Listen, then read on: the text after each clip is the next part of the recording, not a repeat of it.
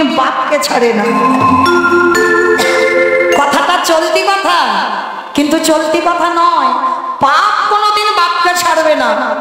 আমাদের বাবাকে কৃষ্ণ ছেড়েছিল? গান্ধারীর অভিশাপে তার যদু বংশটা ধ্বংস হয়, 56 কোটি যদু বংশ। ওই জন্য কথাটা বলে পাপ ছাড়ে না বাপকে।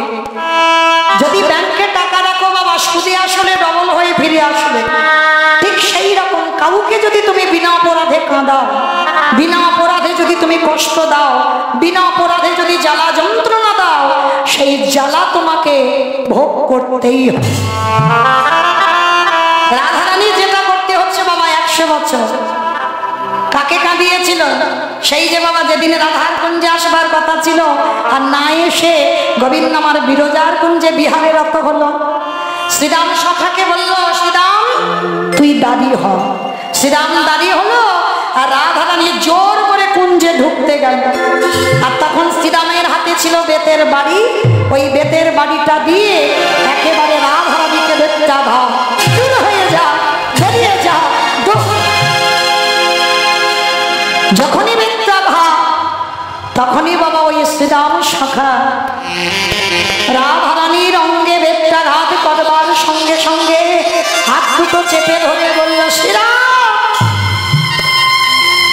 কৃষ্ণ দর্শনে তুই বাধা দিলি, আমি এই মুহূর্তে তোকে অভিশাপ দিই।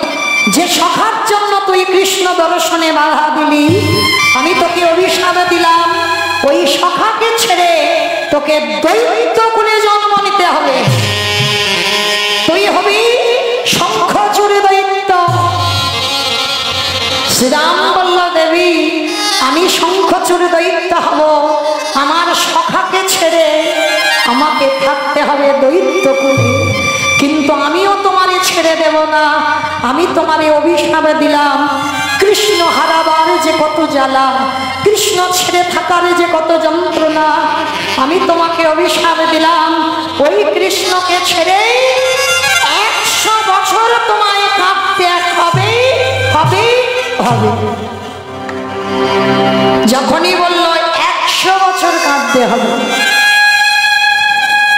রাধারানী ধুলাই লুটিয়ে পড়ল। শ্রীরাম জামিনে যেমন জ্যোতি ছাড়া থাকতে পারে না, প্রেমে যেমন প্রীতি ছাড়া থাকতে পারে না, জল ছাড়া যেমন মাছ থাকতে পারে না, রাধারানী বললেন, শ্রীরাম আমি আমার গোবিন্দ ছাড়া বাঁচতে পারি না। এই বেদনা, এই কষ্ট আমি কাকে বোঝাবো যে আমার গোবিন্দ ছাড়া আমি এক পলক থাকতে পারি না।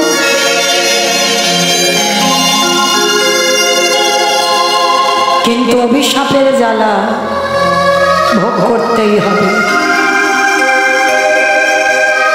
কিন্তু এখানে আমাদের একটু জানতে হয় বাবা, রাধারানীর মতো ভক্তিমতী আপনাদের আমাদের মতো নয়। রাধারানীর মতো ভক্তিমতী 100 বছর কেন কাঁদবে? এটাই তো তত্ত্ব। রাধারানী 100 বছর কেঁদে আপনাদের আমাদের শিক্ষা দিল বাবা, রাধারানীর মতো কাঁদতে শেখো। আর এই পৃথিবীতে যদি আমার রাধারানীর মতো কেউ প্রেমময়ী হও,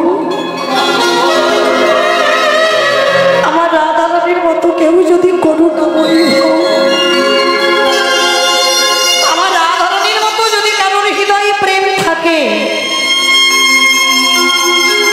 তারও অচিরেই কৃষ্ণ প্রাপ্তি হবে। কিন্তু রাধারানীর মতো কাঁদতে হবে, তবেই তোমার কৃষ্ণ প্রাপ্তি হবে। তাই তো রাধারানী জগতে আশ্রয়। গোবিন্দ আমার নিজের নামটা আগে করেনি, আগে রাধা নামটা করেছে। কেন? রাধা আশ্রয়, আর আশ্রয় করে যে ভজন করবে তার কৃষ্ণ প্রাপ্তি হবে হবে হবে। নিতাই গৌর প্রেমানন্দে। আজকে সেই রাধারানী অভিশাপ প্রাপ্ত হয়ে 100 বছর কাঁদছে, সখীদের গলা দুটো জড়িয়ে ধরে যখন কাঁদছে, এমন সময় দেবর্ষি নারদ বিনাটা করে নিয়ে একেবারে দেবর্ষি নারদ দ্বারকায়। বাবা যারা গেছেন বৃন্দাবন, মথুরা, দ্বারকা, বৃন্দাবনে শুধুমাত্র রাধা রানীর নাম হয়, কিন্তু মথুরায় হবে না আর দ্বারকায় হবে না। কিন্তু রাধা রানীর বাড়ি বর্ষানায়, কিন্তু বৃন্দাবন ওই সম্পত্তিটা নন্দ রাজা, তবু কিন্তু রাধা নাম হবে, কিন্তু মথুরায় হবে না আর দ্বারকায় হবে না। আর দেবর্ষি নারদ কিরকম চালাক দেখো, গোবিন্দনামা দ্বারকায় 16,108 জন পাটরানী নিয়ে লীলা করছে। ভগবানের কথা বল 16,108টা, কিন্তু এতগুলো বউ থাকলে কি হবে বাবা? ঘুমের ঘরে বারে বারে চমকে চমকে ওঠে, একটা নাম উচ্চারণ করে, সেটাকে রাধা। সে নামটা হলো রাধা, কারণ রাধা তো প্রেমময়ী, রাধা করুণাময়ী। হ্যাঁ, আজকে যেই না নারদ মুনি দ্বারকায় গেছে, ভগবান দিব্য আরামে আছে দ্বারকায়, বৃন্দাবন বাসীকে কাঁদিয়ে তিনি মথুরার রাজা, দ্বারকার রাজা। আর নারদ মুনি গিয়ে মথুরা থেকে দ্বারকায় গিয়ে বিনাতা নিয়ে কি করছে জানো? যে নারদ সারা জীবন বিনাতে কৃষ্ণ নাম, কিন্তু আজকে চালাকি করে কি করছে? জয় জয় বৃন্দাবন বিলাসিনী রাধে মধুরী,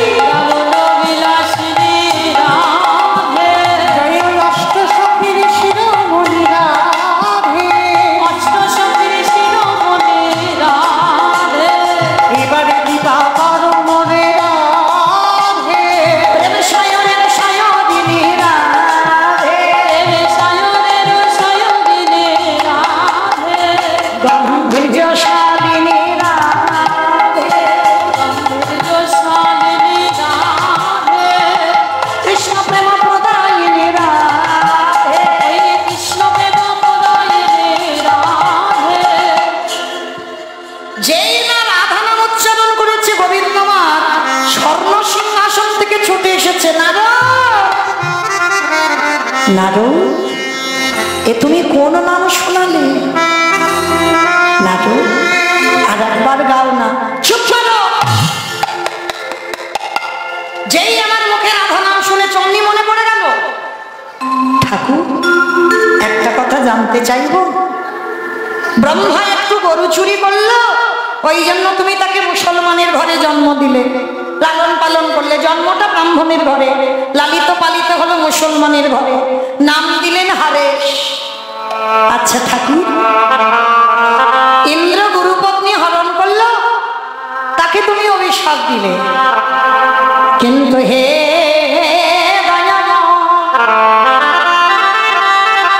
বলো বলো এ জগতে তোমার পাপের বিচার করবে কে বলো? না গো, আমি পাপ করেছি। বলে তুমি তো শুধু পাপী নও, তুমি মহাপাপী। আমি মহাপাপী? কি এমন পাপ করেছি? দয়াময়, সব থেকে বড় পাপ পুত্র হয়ে যদি পিতা মাতাকে কাঁদানো হয়, সেটা কি অপরাধ নয়? বন্ধু হয়ে বন্ধুকে কাঁদানো, সেটা কি অপরাধ নয়? প্রিয়তম হয়ে প্রিয়তমাকে কাঁদানো, সেটা কি অপরাধ নয়? রাখাল হয়ে রাখালকে কাঁদানো, সেটা কি অপরাধ নয়? কি গো, তুমি তো মহাপাপী। তাহলে বলো তোমার পাপের বিচার করবে কে? ভগবান করজোর করে বলছে, নারদ ঠিক বলেছ, আমি তো সব থেকে বড় পাপ করেছি, আমার বাবা মাকে কাঁদিয়ে। ও নারদ, তাহলে তুমি বলো না, আমি এই পাপ থেকে মুক্তি পাবো কি করে? নারদ মুনি হেসে বলছে, শোনো প্রভু, যদি একান্তই তুমি মুক্তি পেতে চাও, তাহলে তোমাকে একটা কাজ করতে হবে। কি কাজ? না, তোমাকে যজ্ঞ করতে হবে। যজ্ঞ? ও নারদ, তা যজ্ঞটা আমি করবো কোথায়? বলে কেন প্রভু? তুমি তো যজ্ঞ করবে, একটু কান পেতে শোনো, এখনই তুমি খবরটা পেয়ে যাবে কোথায় তুমি যজ্ঞ করবে। যেই না ভগবানটা কান পেতেছিল, কে যেন বসে বসে কাঁদছে। কে বাবা? প্রভাস। প্রভাস কাঁদছে।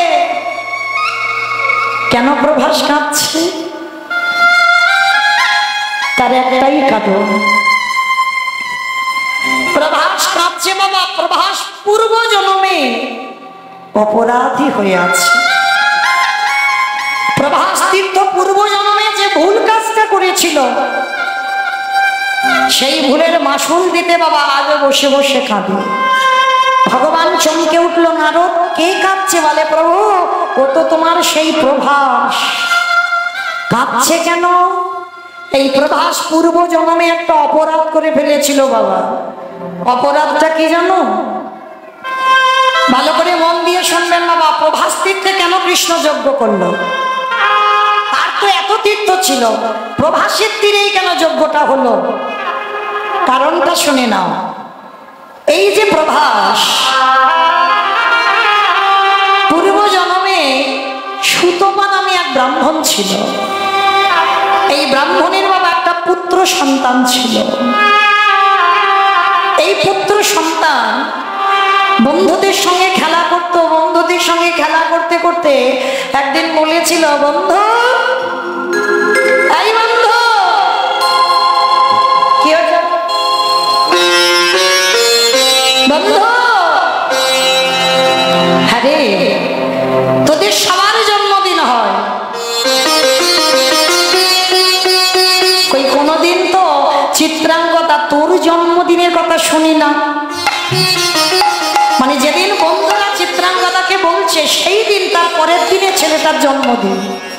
তার চিত্রাঙ্গদা ছুটতে ছুটতে মার কাছে এসেছে। মা, ও মা। কি রে বাবা? ও মা, আমার বন্ধুদের জন্মদিন হয়। ও মামা, আমার জন্মদিন কবে? যেদিন ছেলেটা বায়না করেছে তার পরের দিনে জন্মদিন। তা মা কেঁদে বলছে, বাবা, গরিবদের জন্মদিন হতে নেই। ও মা, আমার বন্ধুদের জন্মদিনে আমি পরমান্ন খেয়ে আসি। ও মা, আমার জন্মদিনে তুমি একটু পায়েস করে দাও না মা। চিত্রাঙ্গদা জেদ ধরেছে। মা বলছে, ঠিক আছে বাবা, আমি তোর জন্য, আজকে তো তোর জন্মদিন, আমি তোর জন্য একটু পায়েস বানিয়ে দেব। চিত্রাঙ্গদা বলছে, ও মা, তাহলে তুমি একটু বেশি করে বানাবে, কেমন? আমি আমার বন্ধুদের বলে নিমন্ত্রণ করে আসব।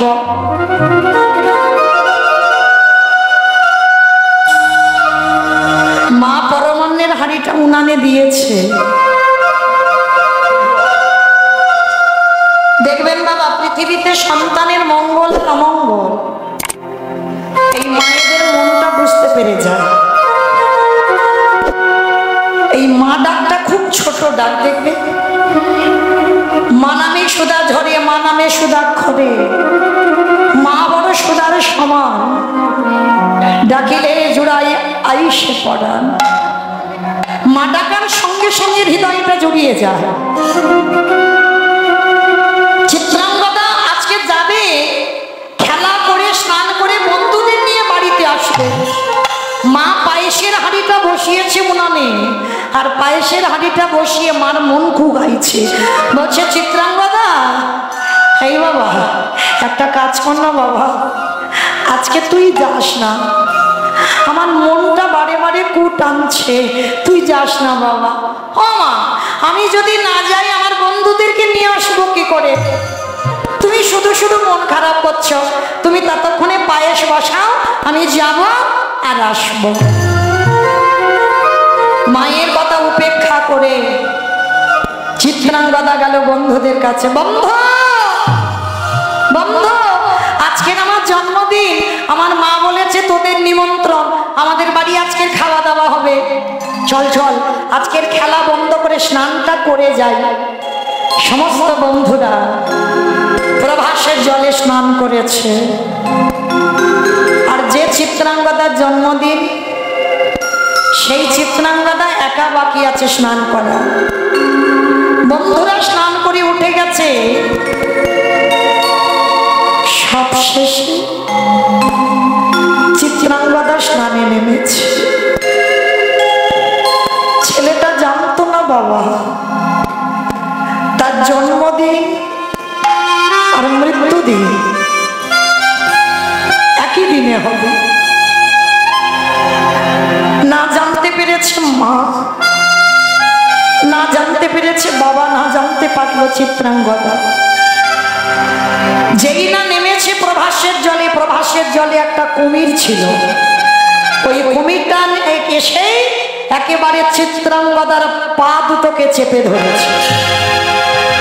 আর যেই না পা দুটোকে চেপে ধরেছে, টানতে টানতে নিয়ে যাচ্ছে বাবা একেবারে প্রভাসের মাঝখানে।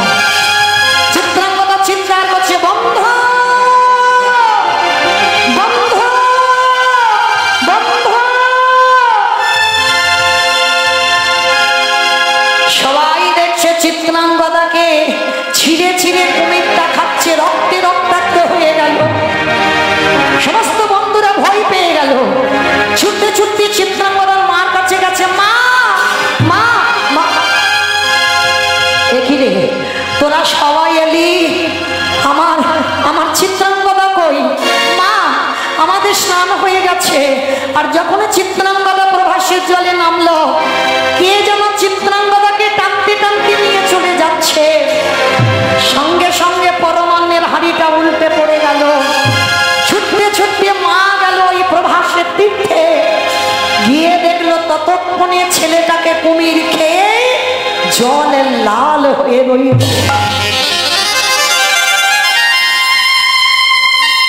অচৈতন্য হয়ে গেল মা। সুতপা ব্রাহ্মণ যিনি ত্রিসন্ধ্যা গায়ত্রী করে, প্রভাসের তীরে এসে দেখছে স্ত্রী অচৈতন্য, ছেলেটাকে কুমির খেয়ে ফেলেছে। প্রভাসের জল হাতে নিয়ে প্রতিজ্ঞা করলো, প্রভাস তোর এত বড় স্পর্ধা, আমার পুত্র সন্তানকে তুই পেরে নিবি, অভিশাপ দিলাম। সত্যি যদি আমি ব্রাহ্মণ হই, সত্যি যদি আমি বেদ অধ্যয়ন করি, আমি যদি ত্রিসন্ধ্যা গায়ত্রী করি, আমি অভিশাপ দিলাম, আজকের পর থেকে তোর জল হয়ে যাবে অপবিত্র। তোর জল দেব সেবায় শিব সেবায় লাগবে না, তোর জল কৃমিকীটে পরিণত হোক, তোর এই জলের তীরে কুকুরে প্রস্রাব করে দেবে। আজকে থেকে কোনো সেবায় তোর এই জল লাগবে না। সঙ্গে সঙ্গে প্রভাস নিজ রূপ ধারণ করলো। হে ব্রাহ্মণ, শান্তি যার ছায়া, ক্ষমা করা যার স্বভাব, সেই তো ব্রাহ্মণ। আমি তো আপনার সন্তানকে খাইনি, খেয়েছে আমার জলে কুমির, আপনি বৃথাই আমার অভিশাপ দিলেন। অভিশাপ দিলেন ঠিক আছে, আমি মেনে নিলাম। বলে দেন আমি কোথায় গেলে কবে উদ্ধার পাব? সেদিন সুতপা ব্রাহ্মণ বলেছিল, শোনো প্রভাস, আমি ক্রোধ বশে তোমাকে অভিশাপ দিয়ে ফেলেছি, অভিশাপের জ্বালা তোমায় পেতে হবে, কিন্তু আশীর্বাদও এটা দিলাম, যেদিন নন্দের নন্দন কৃষ্ণ তোমার তীরে দান ব্রত যজ্ঞ করবে, সেদিন থেকে তুমি আবার পবিত্র হয়ে যাবে। আজকে সেই দিন বাবা। প্রভাস কাঁদছে, প্রভু নারদ দানব্রত যজ্ঞের কথা বলেছে, এসো তোমার ওই দুটো চরণ তুমি আমার বুকে দাও, কারণ তোমার চরণ আমার বুকে না করলে আমি যে উদ্ধার পাবো না। ভগবান নারদকে বলল, নারদ বুঝতে পেরেছি, তার মানে আমার যজ্ঞটা করতে হবে প্রভাসের তীরে, কিন্তু নারদ আমি যে যজ্ঞ করব নিমন্ত্রণ পত্রের ভার কে নেবে? নারদ বলল, কেন ঠাকুর আমি আছি তো, আমি নেব। বাবা সর্বমন্ত পাতাল সবার নিমন্ত্রণ পত্র লেখা হচ্ছে, কিন্তু একজনের নামে পত্র লেখা হয়নি। সে কে গো? বলরাম দাদা সম্পর্কে তো বাবা ভাসুর ঠাকুর হন, উচ্চারণ করতে পারে না। নারদকে নয়ন ইঙ্গিত করে বলছে, ও নারদ, বলে বাদে পড়েছে, বাদে পড়েছে, বাদে পড়েছে, আমার বৃন্দাবনের রায়, বাদে পড়েছে, বৃন্দাবনের রায়, দেখো বাদে পড়েছে। যেই না বলল বৃন্দাবনের রায় বাদ পড়েছে, তবে শোনো নারদ, আমার ভাই বাদ দেয় দি, খবরদার তুমি যেন বাদ দিও না, তুমি সব নিমন্ত্রণ করে কিন্তু আসবে। এইবার দেবর্ষি নারদ কি করেছে জানো? স্বর্গমর্ত পাতালে নিমন্ত্রণ করবে। আচ্ছা মায়েরা, নারদের বাহনটা কি? ইঁদুর। ইঁদুর? ইঁদুর? সে তো গণেশের বাহন। বাহন কি নারদের?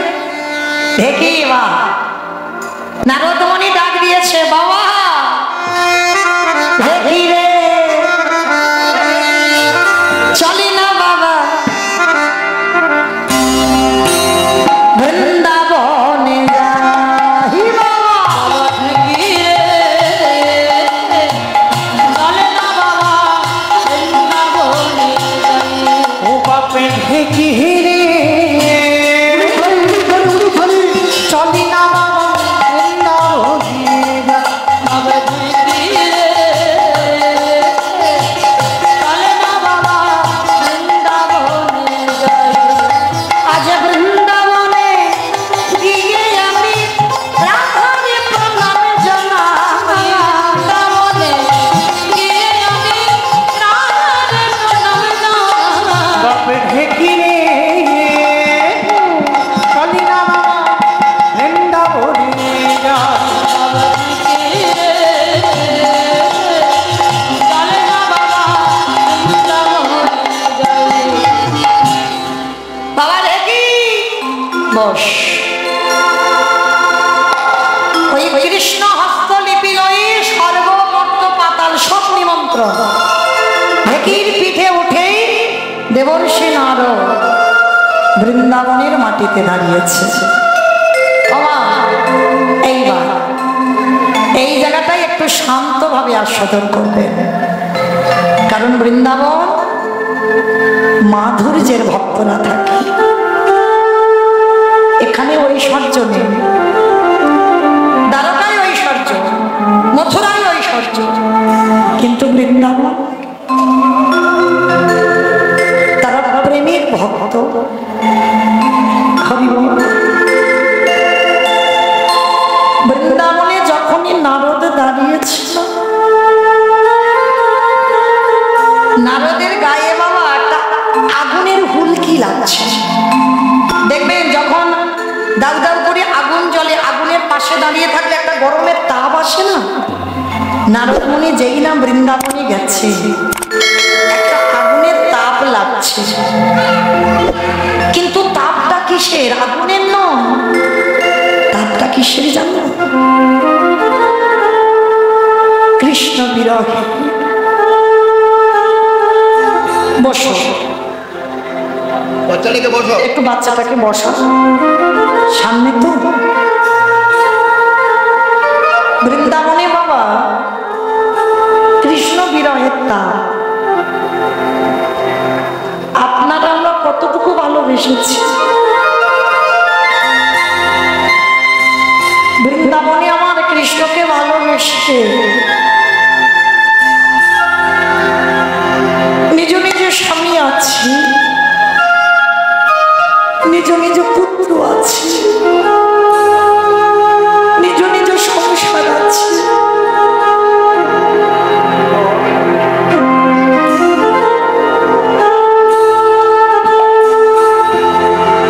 তবু বাবা একটা ছেলের বিরহে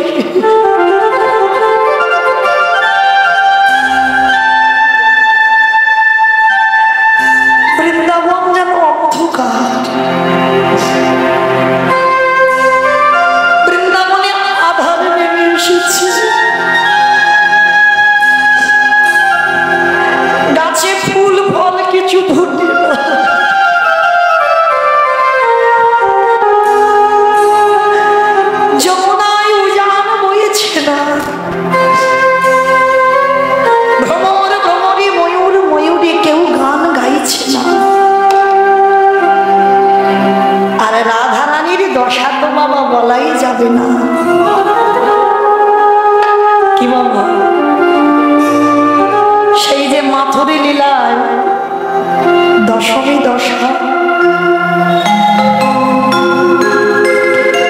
কঙ্কাল সার দেহ,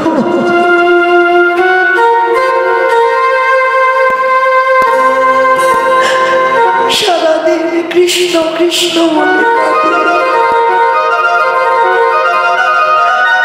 রাতে ঘুমাই না, খাই না, রোগগ্রস্ত হয়ে গেল রাধারানী। শেষ দশাটা বাবা একেবারে মৃত্যু দশা। 100 বছর ভাবেন বাবা, যে রাধারানীকে পলকে হারায়, যে রাধারানী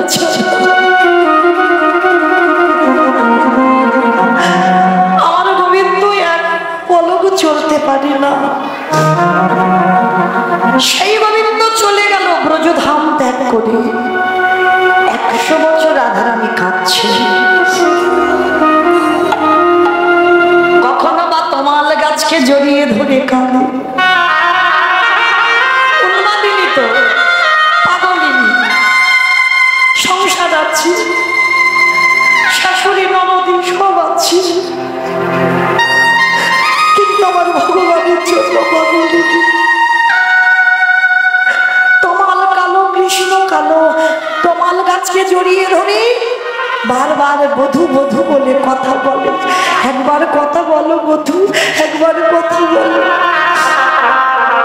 সখীগণ সবাই বলছে রাধে তুই কাঁদিস না, তুই যদি এমন করে ভেঙে পড়িস আমরা কাকে নিয়ে বাঁচি, আমরা কাকে নিয়ে থাকবো। রাধারানী বলছে সজনী, আমি যদি কৃষ্ণ বলে কেঁদে কেঁদে মরে যাই, একটা কথা আমার দেবতাকে তোরা কেউ জলে ভাসাবে না। রাধারানীর আক্ষেপটা দেখেন, মৃত্যু সজ্জায় পড়ে গোবিন্দ বিরহে, সখীরে আমি যদি মরে যাই, আমার দেহটাকে তোরা কেউ জলে ভাসাবে না। তা ললিতা বিশাখা বলছে কেন ভাসাবো না কেন? সজনী রে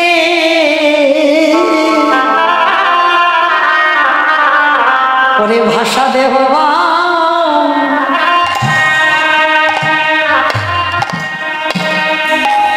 তোরা কি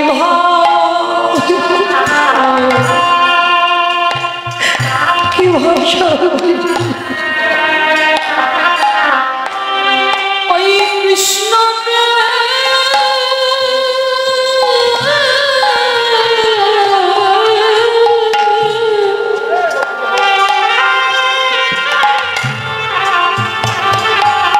কৃষ্ণ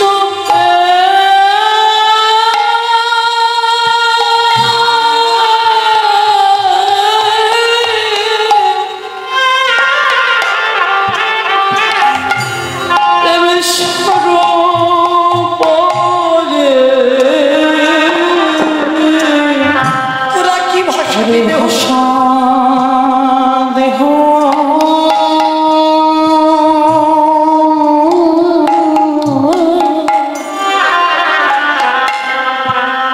দেহ তোরা কি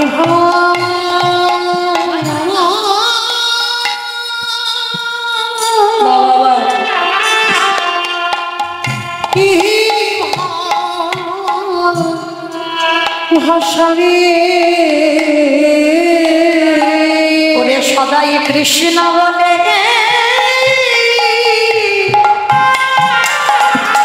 বলে কেঁদে কেঁদে সদাই আর কি ভাষা দিয়ে আর ভাষাতে যাস বলে বলে ভাষা দেব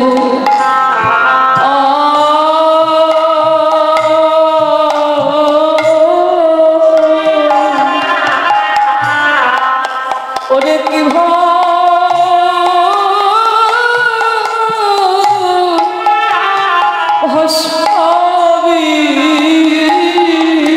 ললিতা বিশাখা বলছে তাহলে ভাসাবো না তুই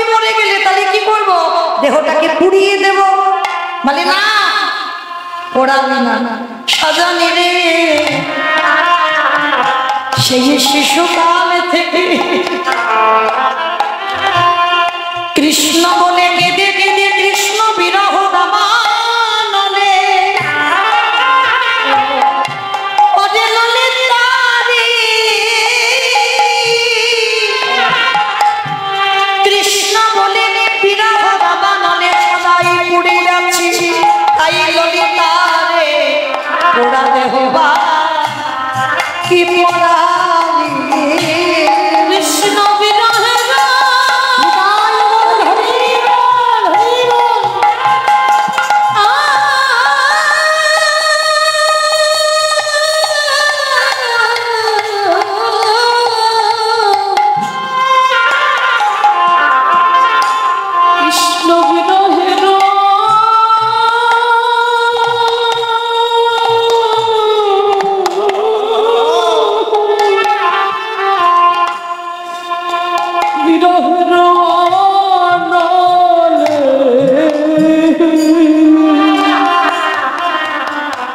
এই পোড়া দেহ আমার দেহ তোরা পুরাতে যাস ভাষাতে যাস না বলে বলে কি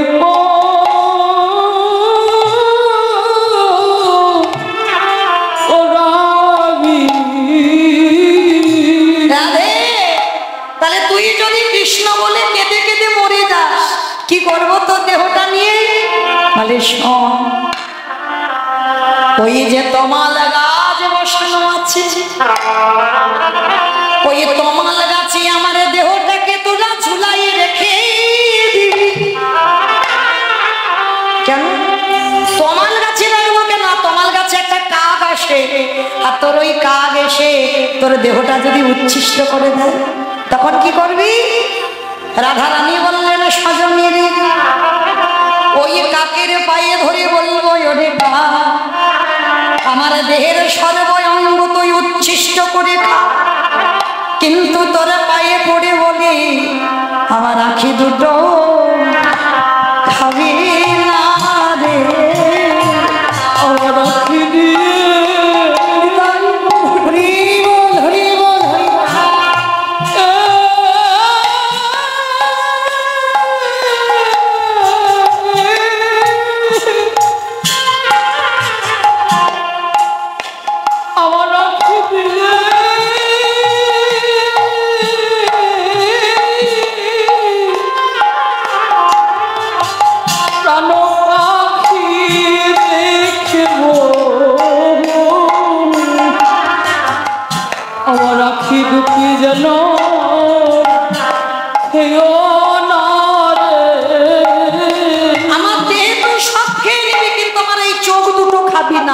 কেন? যদি কোনদিন আমার প্রিয় আসে বৃন্দাবন, আমার এই আখিটা দিয়ে আমি গোবিন্দ বদনে দর্শন করব। আচ্ছা মা, আপনারা কি বলেন? একটা মানুষ যদি মরে যায় 2-4 দিন রাখতে গেলে বাবা বরফে ঢেকে রাখতে হয়, আর রাধারানী বলছে আমি মরে গেলে আমার দেহটা তমাল গাছে ঝুলিয়ে রাখবে। থাকবে কি?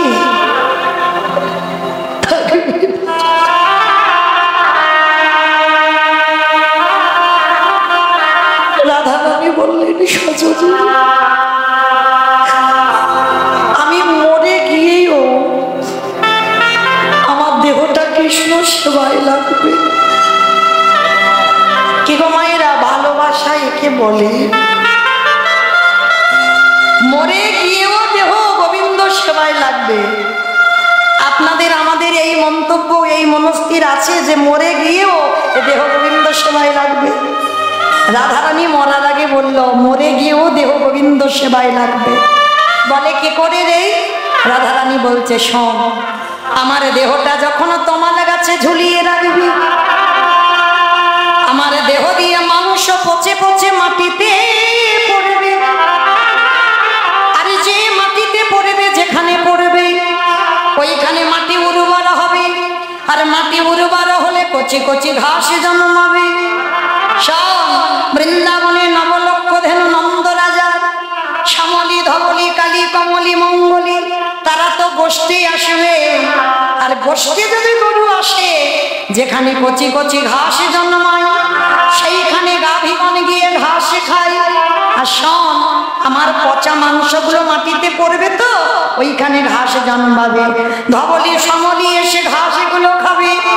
আর যখনই ঘাস খাবে গাভীর পাটে দুগ্ধ জন্মাবে। গাভী যখন ঘরে ফিরবে আমার যশোমতী মা নবলক্ষ দেনু দহন করে ক্ষীর স্বর্ণ নিমাখন ছানা বানাবে। আর সেই ননি মাখন আমার গোবিন্দ সেবাই লাগবে। ললিতা রে আমি মরে গিয়েও এ দেহ কৃষ্ণ সেবা লেগে গেল। হরি কৃষ্ণ সেবা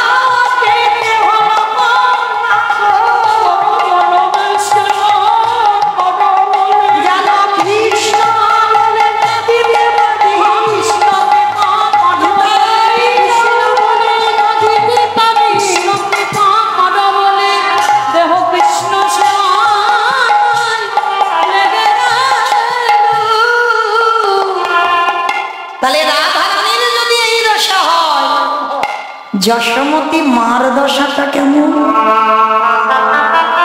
কি গো মায়েরা, এটা তোমার বিনোদিনীর দশা। কিন্তু জানো একটা কথা বললেন রাধারানী, বলে জানিস ললিতা, আমারে বধূকে যারা যারা ভালোবাসে সবে ভালোবাসার কথা শোনার মানুষ পাওয়া যায় না। মাতা যশোমতীর সঙ্গে আমার বধূর যে প্রেম, সেই প্রেমের কথা শোনার মানুষ পাওয়া যায় না। শ্রীদাম সুদাম দাম বসুদামের সঙ্গে আমার বধূর যে প্রেম, সেই প্রেমের কথা শোনার মানুষ পাওয়া যায়। ভক্ত ভগবানের সঙ্গে যে প্রেম, সেই প্রেমের কথা শোনার মানুষ পাওয়া যায়। কিন্তু ললিতা রে, আমার বধূর সঙ্গে আমার যে ভালোবাসা, ভালোবাসার কথা শোনার মানুষ, এই ভালোবাসা জগতে যদি বলে দেয় তাহলে কলঙ্কিনী।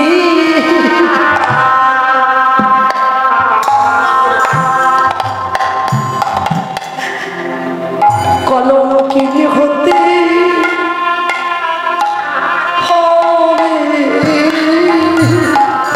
যে জন্য কৃষ্ণ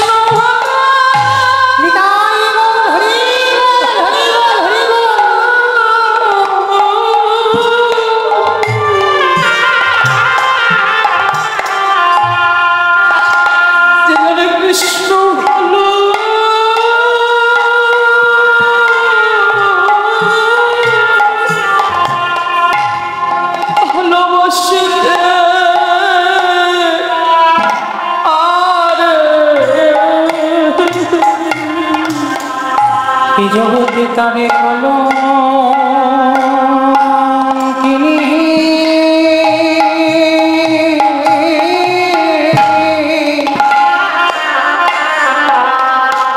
কলঙ্কিনী হতে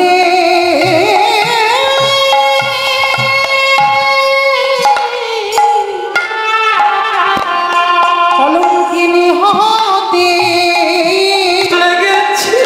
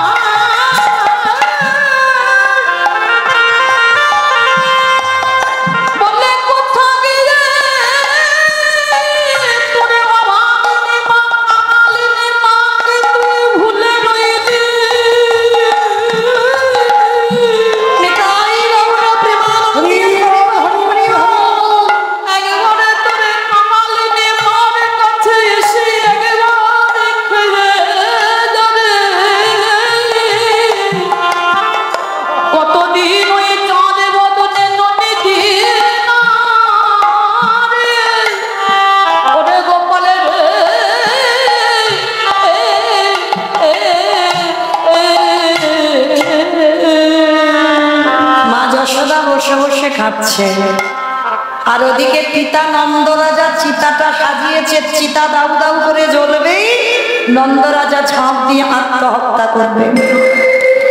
নারদ মুনি মনে মনে ভাবছে বৃন্দাবনে যেন একটা বিরহতা।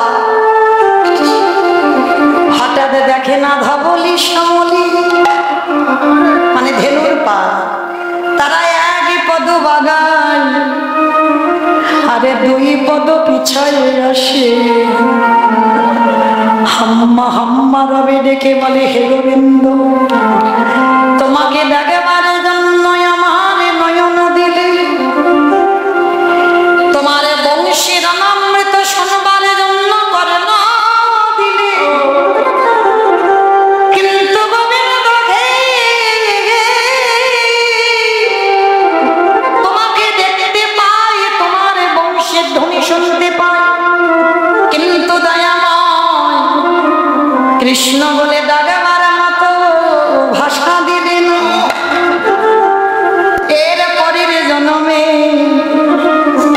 উচ্চ কোলে জন্ম দাও বা নিজ কোলে জন্ম দাও, আমায় যে কোলে জন্ম দাও না কেন, আমি যেন বদন ভরে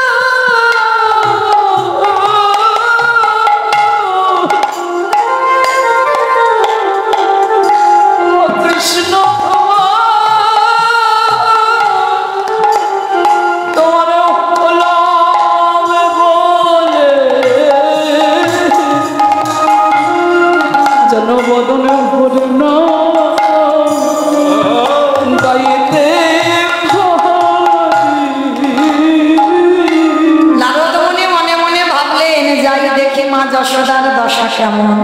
যেই না যশোদার কাছে গিয়েছে, পায়ের মুকুটটা খুলে নিয়েছে যাতে আওয়াজ না হয়, সঙ্গে সঙ্গে যশোদা তো কেঁদে কেঁদে অন্ধ, মা চোখে দেখতে পায় না, সঙ্গে সঙ্গে বলছে, হ্যাঁ রে বাবা আমার রামে এলি না, আমার শ্যামে এলি, আমার কপালে ভাঙা,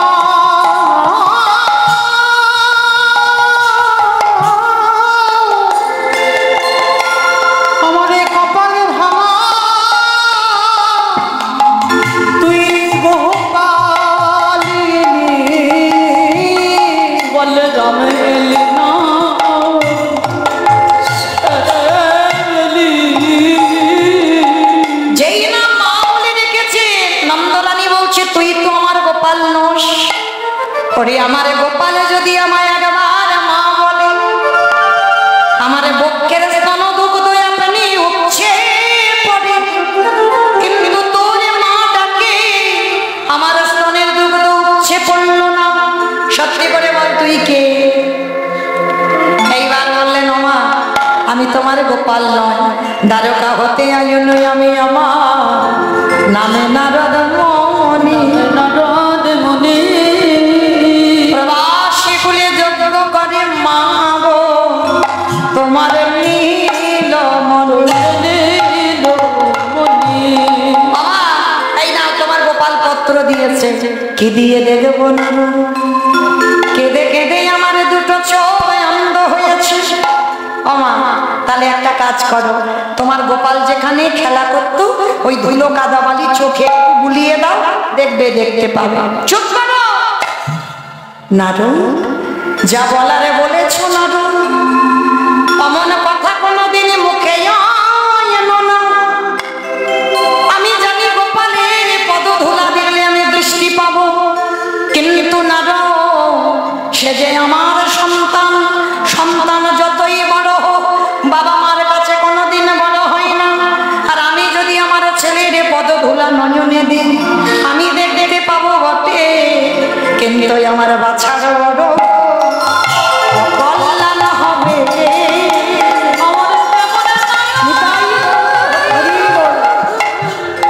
আমার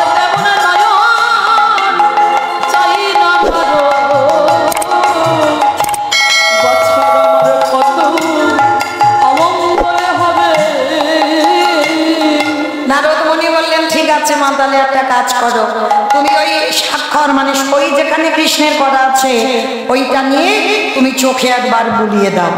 যেই না বলেছে চোখে বুলিয়ে দাও, সঙ্গে সঙ্গে বাবা নয়নে বুলাতেই সঙ্গে সঙ্গে দৃষ্টিশক্তি ফিরে পেয়েছে। মহারাজ মহারাজ চলো, আমার কৃষ্ণ যজ্ঞ করছে প্রভাসের তীরে, আমাদের নিমন্ত্রণ করেছে।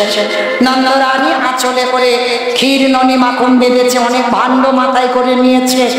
এইবার নারদমণি মনে মনে ভাবছে, রাধার নামে তো পত্র লেখা হয়নি, সবার নামে পত্র, রাধার নামে লেখা হয়নি। তা নারদমণি কায়দা করে বাবা কারোর নামে আর পত্র দেয়নি, একেবারে কি করেছে সমস্ত পত্র টুকরো টুকরো করে ছেড়ে দিয়ে আর তিন মাথার মাঝখানে দাঁড়িয়ে নিমন্ত্রণ করছে। শোনো শোনো শোনো,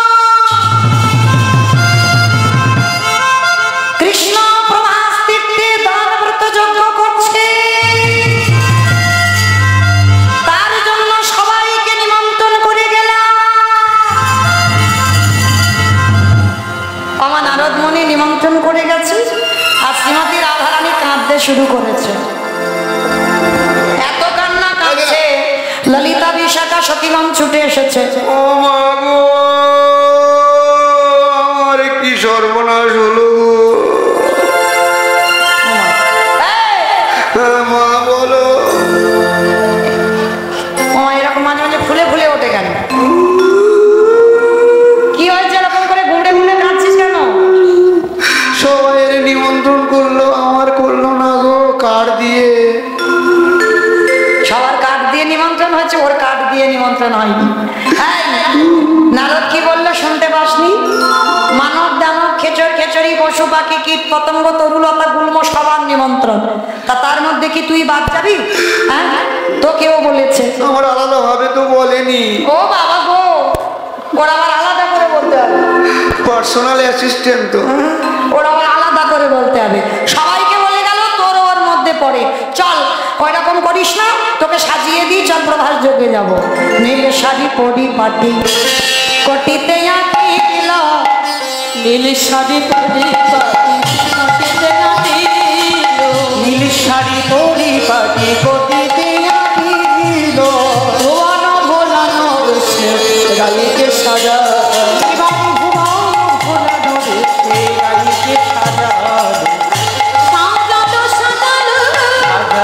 সাজালো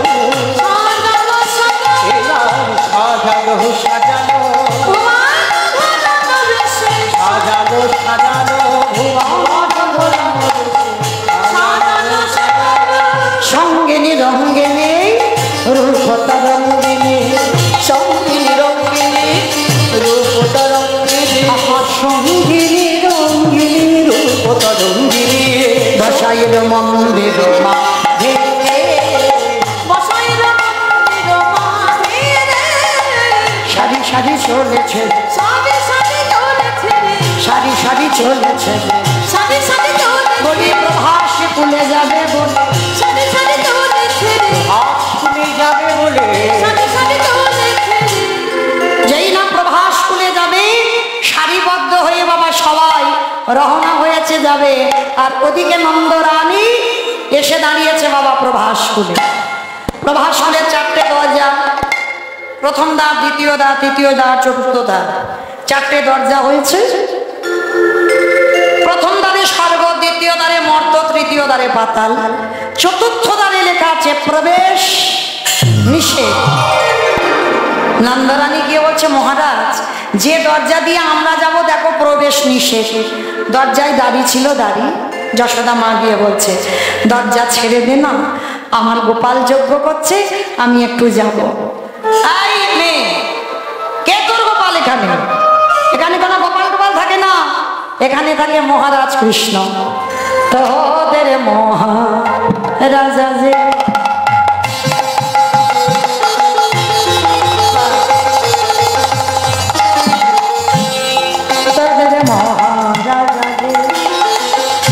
মদপুত্র হয় রে সে, বলে মহারাজ মদপুত্র হয় রে সে,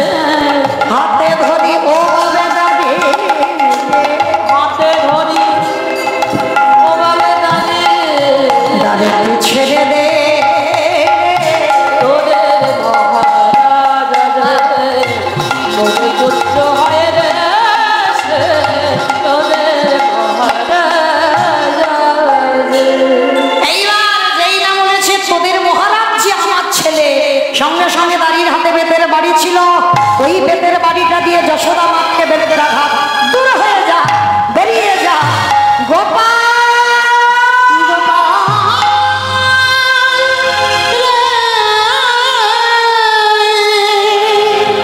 এত মারা মেরেছে, ননির ভাণ্ডগুলো পড়ে গেল, কিন্তু আঁচলে ননিটা রয়েছে। এদিকে মাকে বেতের আঘাত, সঙ্গে সঙ্গে গোবিন্দ আমার বলরাম দাদাকে বলছে, দাদা আমার পাগলিনী মা এসে গেছে, বড় কষ্ট পাচ্ছে। যেই না গোবিন্দ আমার ছুটে এসেছে, এসে দেখে না বাবা মা যশোদা অচৈতন্য, ভগবান পরশ করতে চেতন ফিরে পেয়েছে। কোথায় কতদিন পরে তোকে দেখলাম বাবা। সঙ্গে সঙ্গে আঁচল থেকে ননি খুলে সবে গোপালের বদনে দেবে। আর ওইখানে আরো একটা মা ছিল, যে মায়ের নাম হলো দেবকী। গোবিন্দের হাতটা ধরেছে, গোপাল আমার ছেলে তুই। একটা ছেলে দুটো মা, দুইজনে দুদিকে হাত ধরেছে। এ বলে তুই আমার ছেলে, ও বলে তুই আমার ছেলে। আরে ছাড়, দেখেছো দেখেছো কিরকম করছে। আমি তো একা, দুজনে হবো কি করে? আমার গোবিন্দকে নিয়ে টানাটানি করছে দুটো মা। দেবকী বলছে আমি মা, যশোদা বলছে আমি মা। আচ্ছা আপনারা কি বলেন, মাকে যে জন্ম দেয় সে মা, তাই তো হিসাবে সেটাই হয়। কিন্তু না, জন্ম দিলেই মা নয়। এইটা কান করে শুনে নাও, জন্ম দিলে মা নয়, তার প্রমাণ এখনই পেয়ে যাবে। দুটো মা টানাটানি করছে, স্বর্গের দেবতারা হাসাহাসি করছে। আরে দাঁড়াও দাঁড়াও দাঁড়াও দাঁড়াও, দুটো মার মধ্যে পরীক্ষা দিতে হবে। যার স্তনদুগ্ধ 100টা কাপড় টাঙানো হবে, 100টা কাপড় ভেদ করে যার স্তনদুগ্ধ গোপালের বদনে যাবে, সেই হবে আজকেই প্রকৃত মা। একদিকে গোবিন্দ, একদিকে দুটো মা। প্রথম বলল দেবকী আগে তুমি স্তনদুগ্ধ দাও। দেবকী অহংকারিতা গর্বিতা গিয়ে বলল, কানাই রে, এই জগতে সবাই জানে কংসের কারাগারে তুই আমার গর্ভে এলি। কংস মামারে ভয়ে বাবা তোকে নিয়ে যশোমতী মায়ের কাছে রেখে এলো। কিন্তু আমি তোর প্রকৃত মা, আর যদি সত্যিকারের মা হই, এই জগতে সংসারের মাঝে তুই আমার স্তনদুগ্ধ সেবা কর। যেই না আমার স্তনদুগ্ধটা ছাড়লো, 99টা পর্দা গেল, একটা পর্দার কাছে দুধ আটকে গেল। গোবিন্দ হাসি আর বলে, মা গো, মনে করে দেখো তুমি হলে সেই ভরত জননী কইকেয়ী মা। আমি ছিলাম রঘুপতি রামচন্দ্র। যেদিন আমাকে তুমি বনবাসে দিলে, সেদিন আমার মা কৌশল্যা দুধ খাওয়াতে এসেছিল। তুমি সেই দুধের বাটিটা ফেলে দিলে। আমার মা কৌশল্যা আমাকে বলেছিল, রামেরে তোরে বিমাতা কইকেয়ী নিজের ছেলেকে রাজা করবার জন্য তোকে 14 বছর বনবাসে দিল। কথা দিলাম এর পরের জন্মে তুই আমার গর্ভে আসবি না। আসতে যদি হয় তোরে বিমাতা কইকেয়ীর গর্ভে আসবি, কিন্তু আসবি বটে, কথা দে কোনদিন মাতৃদুগ্ধ পান করবি না। আজ সেই প্রভাস যজ্ঞে দাঁড়িয়ে ভগবান হাসিয়ার বলে, মা গো, তোমার পাপের সাজা তুমি পেয়ে গেলে।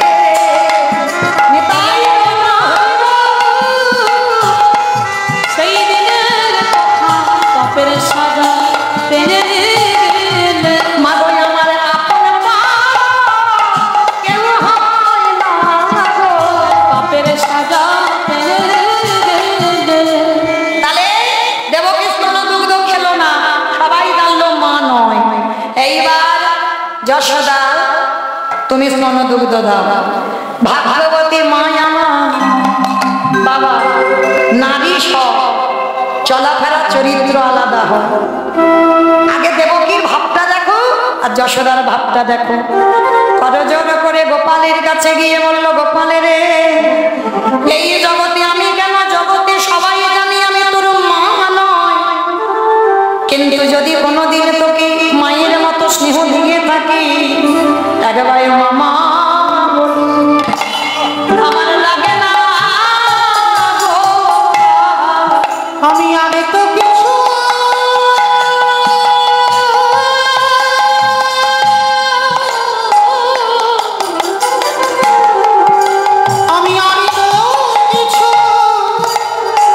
চাহি না একবারে মামা বলে ডাকে না গোপাল। আসতে যেই না বলেছে মা বলি না, এইবার 100টা পর্দার এদিক দিয়ে স্তনদুগ্ধ ছেড়েছে, সঙ্গে সঙ্গে 100 টাকা করে ভেদে পড়ে গোপালের বদনে পড়ে গেল। পড়বে না কেন, এই যে ভাগ্যবতী ধরা দেবী, ভাগ্যবতী ধরা দেবী, ভক্ত কাঁদলে রহিতে না রে, ভগবতী ধরা দেবী। দেবকী স্তনদুগ্ধ খেলো না, যশোদী স্তনদুগ্ধ খেলো কেন? এ তো ধরা মা। সেই যেদিন ভগবান ব্রাহ্মণ সেজে দ্রোণের ঘরে ধরা মারে ঘরে গেল, আরে যেই না আমার বাবা ভোলা না মুদি দোকানদার সেজে বসলো, নিজের বাম স্তন বন্ধক দিয়ে অতিথি সেবা দিয়েছিল। যখন সেবা দিল তখনই আমার মায়ের রক্তের ধারা মাটিতে পড়ছিল। গোবিন্দ ইশারা করে বলল, মা গো, এ জগতে যে নারী অসুচি হয়, অসুচি হয়ে যায়, সেই নারীকে বৈষ্ণবের সেবা দিতে নয়। তাহলে তুমি অসুচি হয়েছ, রুধির ধারা মাটিতে পড়েছে। ধারা মা করজোড়ে করে বলল, হে দয়াময়, আমি অসুচি নয়, আমি অপবিত্র নয়, এ যে আমার রক্তের বিন্দু পবিত্র রক্ত, আমি পাই নাই বলে আজকের মুদি দোকানদারের কাছে আমার স্তন বন্ধক দিয়ে চাল ডাল এনেছিলাম, তাই তো তোমার চরণে নিবেদন করলাম। ভগবান ভক্তের কষ্টের কথা ভেবে নিজে যেই না রূপ ধরে দাঁড়ালো, ধরা মা কাঁদিয়ালে বলে, প্রভু তুমি আমায় পরীক্ষা করতে এসেছিলে, তবে পরীক্ষা যখন করলে যাওয়ার সময় আমায় 3টে বর দিয়ে যাও। কি বর? প্রথম বরে দাও এর পরের জন্মে যেন ভিখারিনী না হই, আমি যেন রাজ রানী হতে পারি। কথা দিলাম আমার ঘর থেকে কোনো অতিথি যেন দুর্ভোগ না হয়। দ্বিতীয়বারে যদি বর দিতে হয়, তুমি আমার ঘরে পুত্র রূপে বসবাস করো। দুটো দিলাম, আর কি চাও হে দয়াময়? এই জন্মে একটা স্থানে তোমায় সেবা দিলাম, যেদিনে তোমার পুত্র রূপে আমি কোলে আদর স্নেহ দেব, সেদিনে যেন যুগল স্থানে বাঁধে পারি।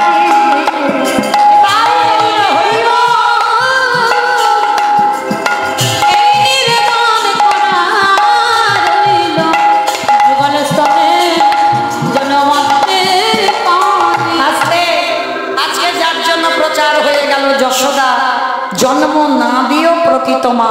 জয় নন্দ রানী কি, জয় নন্দ রানী কি, জয় নন্দ রানী কি। মায়ের আশা পূর্ণ হলো, আর এদিকে রাধারানী সবে একটা পান।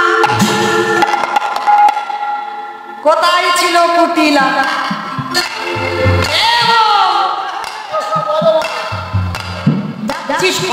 মা এ সব মা বলে, বউ তো মা হয়, এ মা ছাড়া কিছু জানে না। কোথায় যাচ্ছিস? প্রভা স্কুলে। কোথায়? প্রভা স্কুলে। ছি ছি ছি ছি, এত করে কুলে কালি দিয়ে হয়নি, এবার প্রভা স্কুলে কালি দিতে যাচ্ছি। বলে দাদা যাচ্ছি দাদার কাছে, দাদা তোর ব্যবস্থা করবে, বড্ড পড়াই করে, ওর বউ নাকি খুব ভালো। হ্যাঁ দাদা, ওর কুলের খবর তো রাখিস নি, বউ যে কি কাণ্ড করে বেড়াচ্ছে, ও দেখতে ওই রকম, ও যে কি যন্ত্র তুই জানিস না, চল দেখবি চল। দাদা এইবার আয়ান ঘোষ বলছে, কুটিলা যদি আমার বউ কেলে ছড়ার সঙ্গে প্রেম করতে যায়, ওর কেটে 2 টুকরো করবো। আর আয়ান ঘোষ কালী ভক্ত, এইবার মার হাত থেকে কালী খড়গটা টেনে নিয়েছে, নিয়ে যাচ্ছে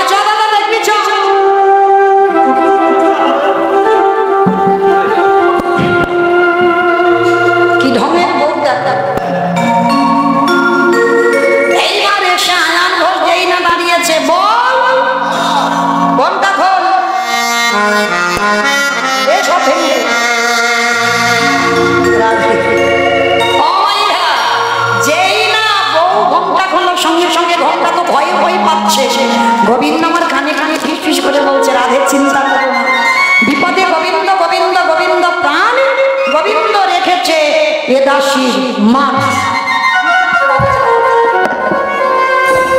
এইবার যেই না বাবা রাধারানী আমার ঘোমটাটা খুলেছে, একেবারে কালী রূপ ধারণ করেছে। আর আয়ান ঘোষ হাত থেকে থরথর করে পড়ে গেল, আর পড়ে গিয়ে রাধারানীর চরণ তলে বসে ঝাড়তে মঙ্গলা কালী ভদ্রা কালী কপালী দুর্গা। সবাই হাত জোড়ো করে বসো, সবাই হাত জোড়ো করে বসো।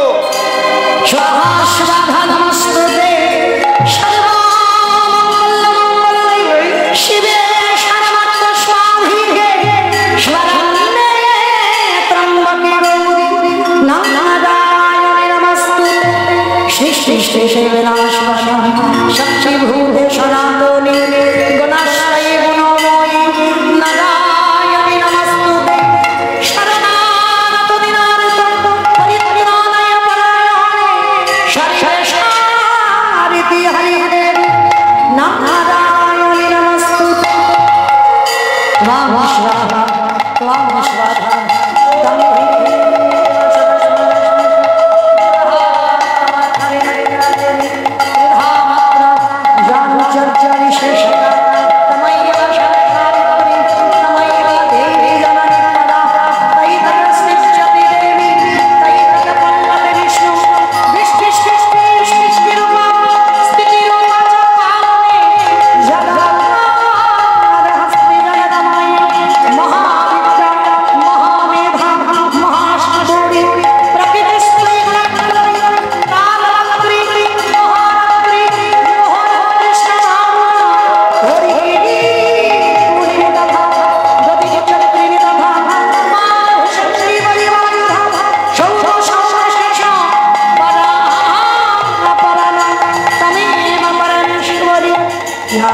সর্বভূতেষু নিদ্রারূপেণ সংস্থিতা নমঃ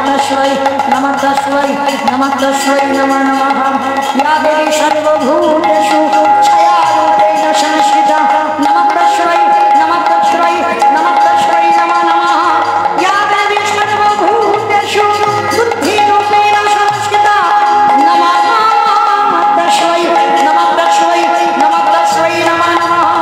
या देवी सर्वभूतेषु क्षुधारूपेण संस्थिता नमः तस्मै नमो नमः। या देवी सर्वभूतेषु लक्ष्मीरूपेण संस्थिता नमः तस्मै नमो नमः।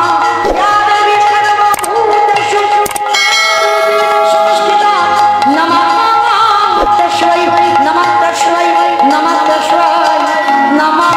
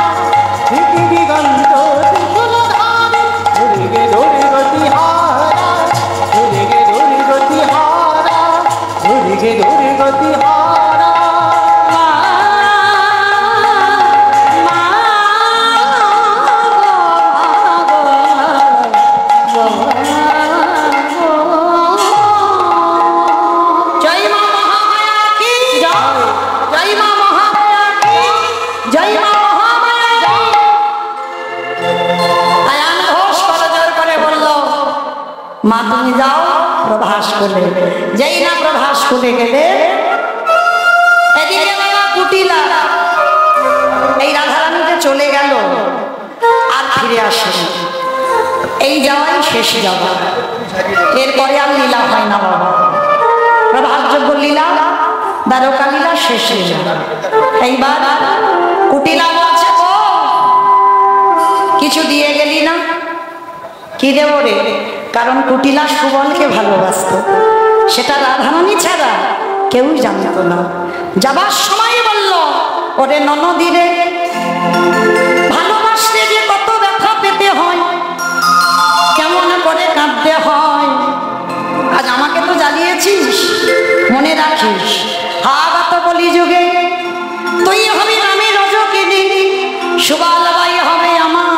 চণ্ডী ঠাকুর শোন সেদিন বুঝবি বলি ভালোবাসায় কত কষ্ট আছে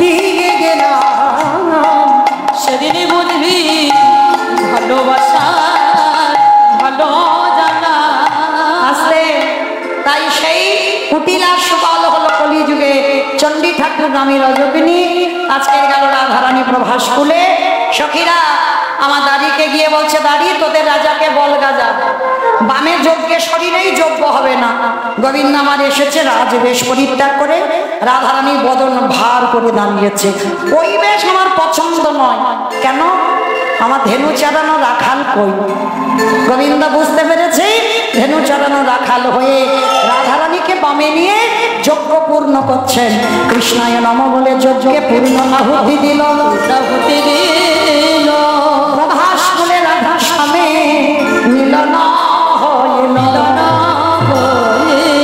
ও মাইয়া চলে যাচ্ছ যজ্ঞ তো হলো দান দাও দান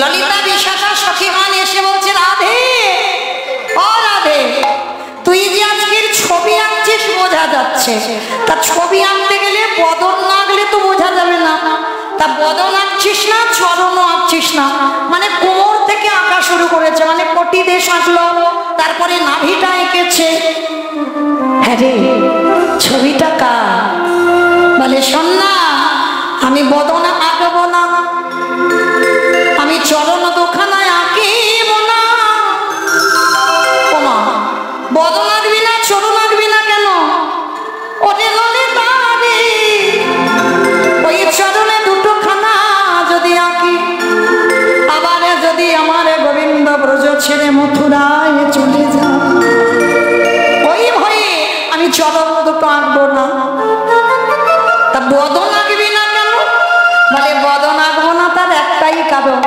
ওই বদনে বলেছিলাম রাধে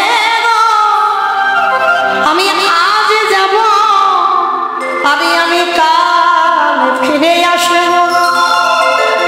কালে কালে করে কত কাল কেটে গেল মাস মাস করে কত মাস কেটে গেল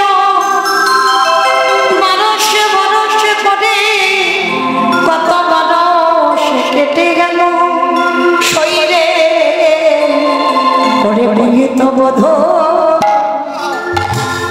বোধ এলো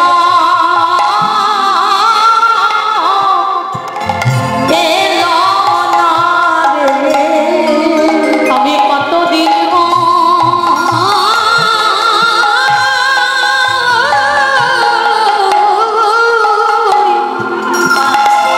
আমি কতদিন বদন দেখি না রে এলো না পৌর্ণমী আসতো কিন্তু এলো না তো এলো না রে তারপরে রাধারানী আঁকা শুরু করলো কি বাহু দুটি আঁকি ছলো ছলো আঁকি কত না যতন করি আজ বহু দুটি আঁকি ছলো ছলো আঁকি কত না যত্ন করি আজকের যেই না একটা একটা করে অঙ্কন করছে বাবা আর এই অঙ্কনটা দর্শন করে আর এদিকে ললিতা বিশাখা ইন্দুরেখা চম্পক লৌকিকা রঙ্গদেবী তুঙ্গবিদ্যা অষ্টসখী সমস্ত সখীগণ এসেছে এসে বলছে রাধে এই তোর আঁকা রাখ সখী তোরা আমার কাছে এসেছিস বল কি চাস করে রাধে রে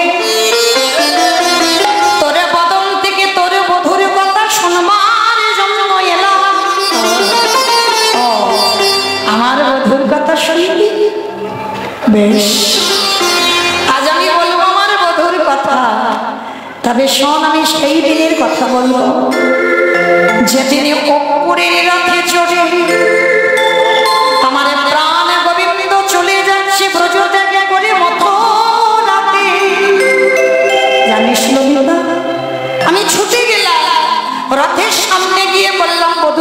কোথায় যাচ্ছ? আমার গোবিন্দ রথ থেকে নেমে বলল, রাধে আমি যাচ্ছি মথুরা। যেই না বলল মথুরা, আমার সারে অঙ্গটা কেঁপে উঠল ললিতা। আমি জানতে চাইলাম, বধূ তুমি কবে আসবে? কি বলবো জানিস, আমি আজ যাব আর কাল ফিরে আসবো। কি বাবা, আপনারা তো জানেন গোবিন্দ বলেছিল না, আজ যাবো আর কাল আসবো। আচ্ছা, তাহলে রাধারানীকে 100 বছর কাঁদতে হলো কেন? তিনি যদি বললেন আজ যাবো আর কাল আসবো, তাহলে 100 বছর কাঁদলো কেন? বাবা বোঝার ভুল। গোবিন্দ মিথ্যা কথা বলেনি, আমাদের বোঝার ভুল হলো। গোবিন্দ বলল আজ যাবো কাল আসবো, কোন কালের কথা বললো?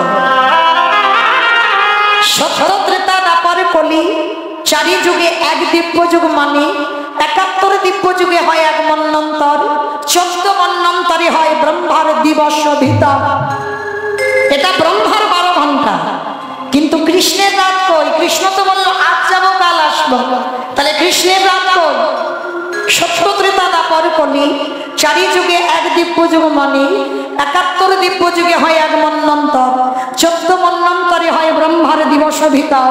এইরকম 27 চতুর্যুগ হলে তবে হবে কৃষ্ণের একটা রাত।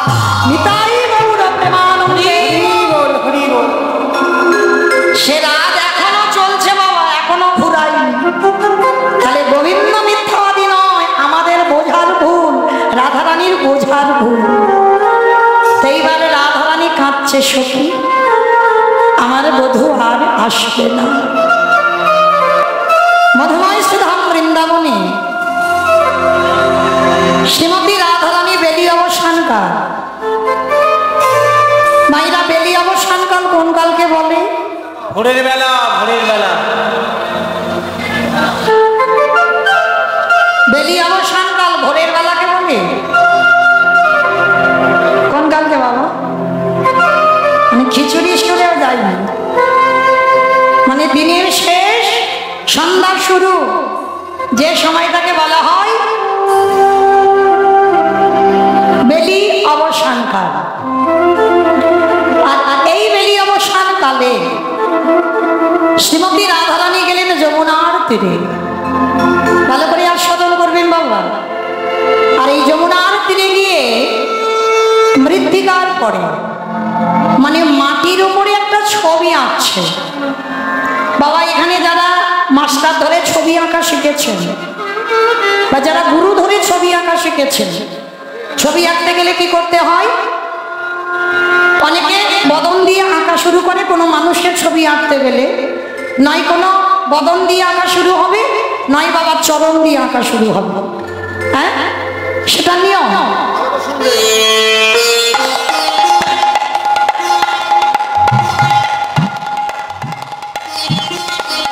নিতাই গৌর প্রেমানন্দে হরি বল, হরি বল, হরি বল, হরি বল। তাহলে ছবি আঁকতে গেলে নয় বদন দিয়ে, নয় চরণ দিয়ে। কিন্তু লক্ষ্য করে দেখেন রাধারানী আজকের মাটির উপরে ছবি অঙ্কন করছে। আকার ভঙ্গিমাটা কেমন, যখনই আঁকছে সময়টা কেমন জানো? আজ কৃষ্ণ কৃষ্ণ বলে দুটি বাহু তুলি, মরমে দারুণ দেখাবো। কৃষ্ণ কৃষ্ণ বলে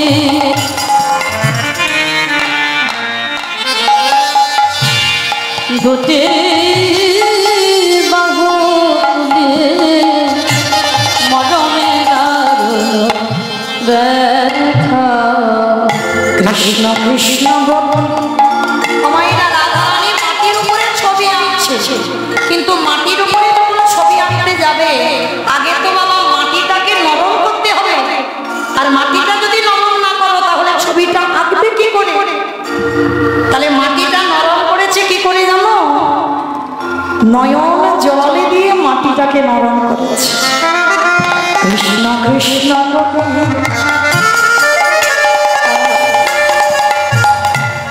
দেবী